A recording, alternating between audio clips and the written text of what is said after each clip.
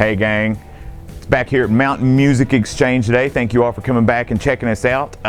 We did a video, I hope some of you got to see it. If not, it is on the channel about the new 2020 Les Paul sort of standard range. We got some good views on that, so thank you guys for checking that out. We really appreciate it. Glad you guys enjoyed, or hope you guys enjoyed anyway. We had some questions I noticed in the comment section below on that one, and in some other places I checked, some people were asking, wanting maybe a direct comparison between the outgoing Les Paul, which would be like the standard plus top pro, versus a new Les Paul. So what I did was I got two guitars that I think are the most closely matched, and that would be in the outgoing, I have this cool Epiphone plus top pro standard Les Paul, and I've also got this 60s standard from the new line, the Epiphone 2020 Les Paul range. Now, one thing I wish I could have done was to get you guys the same burst, but we don't have them in stock right now in the same burst. So I do have a comparison burst over here, but it's going to be on a plain top. We'll get into all that in just a minute. So what I'm going to do is try to go from top to bottom and kind of show you the differences and similarities between the two models. So we're going to start with the Plus Top Pro. That's the outgoing model. And we'll go on over to the 60s. So let's get going. First off, you will notice, of course, the headstock is the outgoing headstock, which is the same headstock I think that people will be familiar with on a Les Paul from Epiphone for the last probably 30 years or so. Still has a stamp number, which is cool. Still has Grover tuners, which is also cool. But a couple of differences on that. First of all, the font has changed. That font that you just saw was from I want to say the change was in about 2012 to that sort of more traditional Epiphone font. Please feel free to correct me in the comments below if I'm wrong on that. That's when I noticed the change anyway. It was about 2012. They started switching over to that sort of more like elegant, what you would see on a hollow body or an acoustic font, standard across all the Epiphone range. Of course, this has now the Gibson font, which Epiphones previously had before. A lot of people are making a huge deal that it's got the new, like that now they have the Gibson font.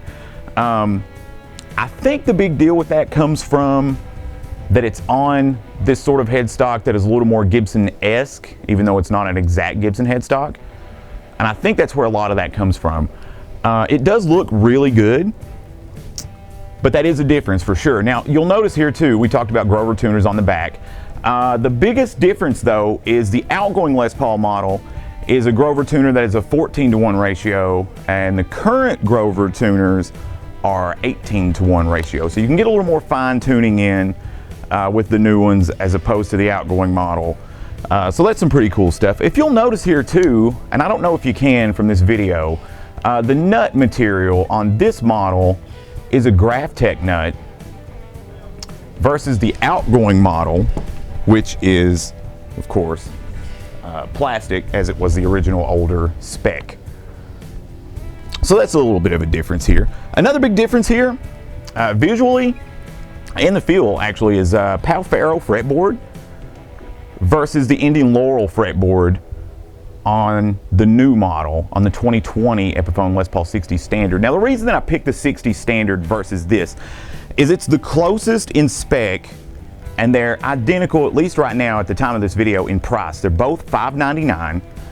So if there are any remaining models of this in stock, they may be lower depending on where you're looking. I'm not sure, but I can tell you that they were $599 new, and that's what the new 60 standard is. Now also the reason I picked the 60 standard is Grover tuners and a 60s neck, but there are big differences in the 60s neck on the outgoing model versus the new model, and it really just comes down to preference. I am sort of a student of the older Epiphone Slim Taper D neck profile, so it feels like there's somewhere along this neck profile are like flat spots, and feel free in the comments below to, you know, correct me on the differences on what a D neck profile really stands for. I'm just going by feel alone here. sort of like a flattish area somewhere along the line here, and you can really feel it when you get a hold of it.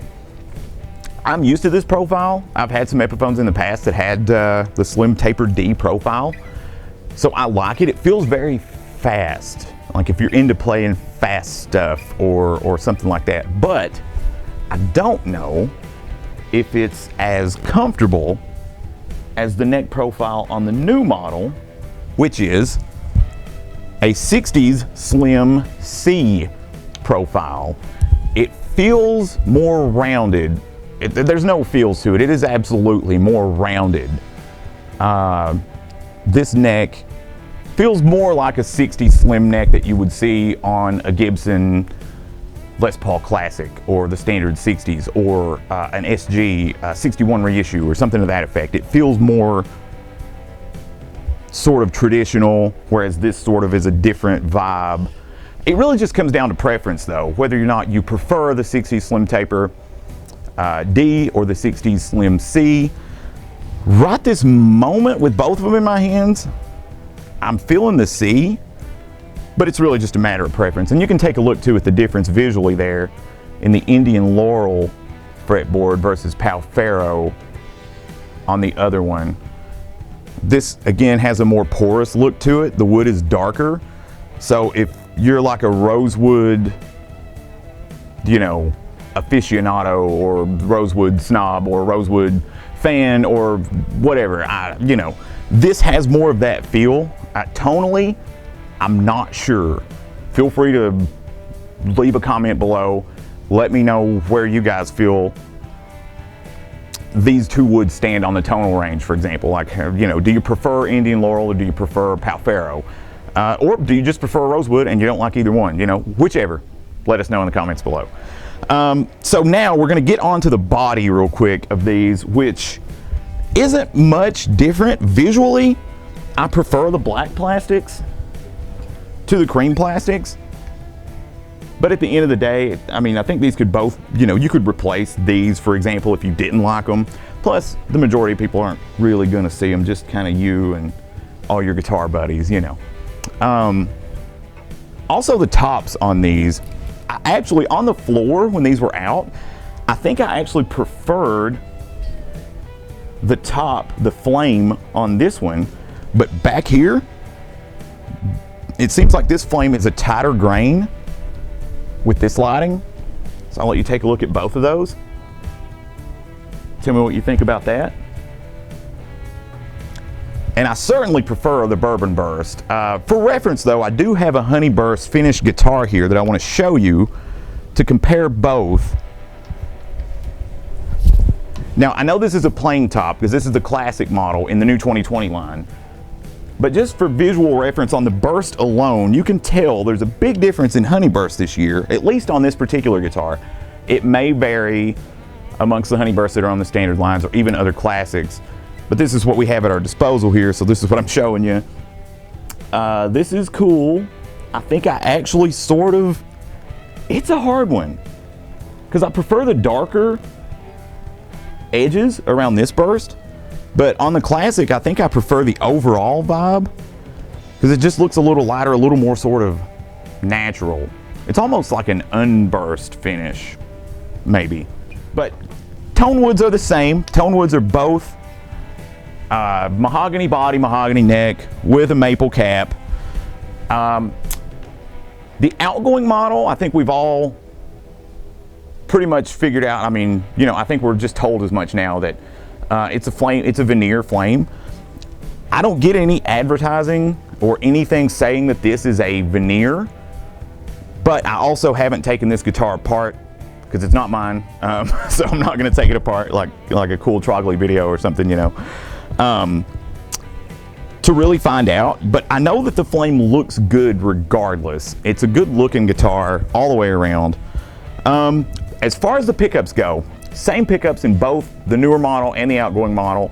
It's a Probucker 2 and a Probucker 3.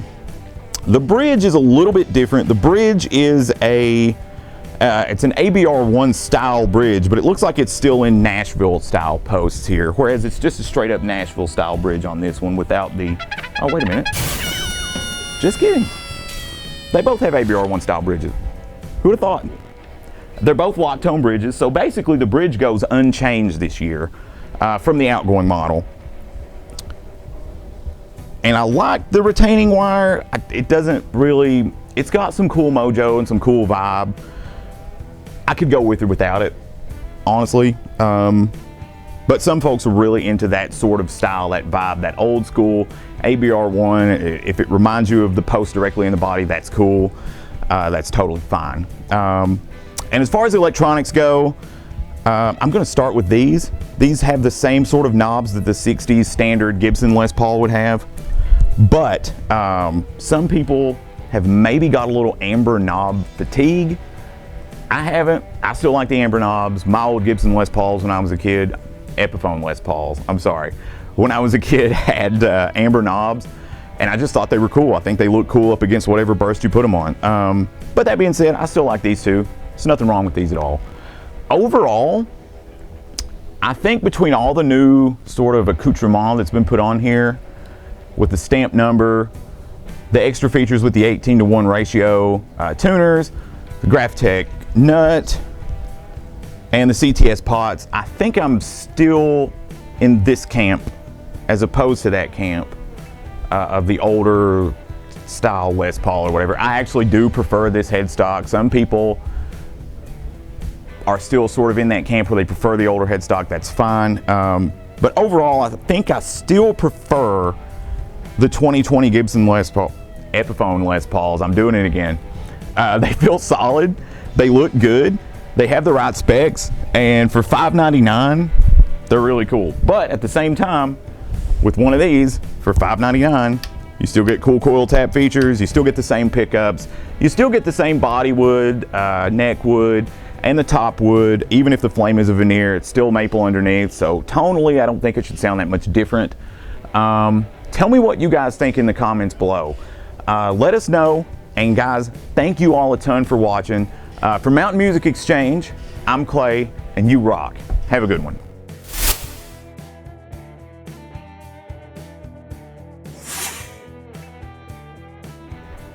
Oh, also, please like and please subscribe if you enjoyed the video. We'll be bringing other YouTube exclusive content. Thank you guys.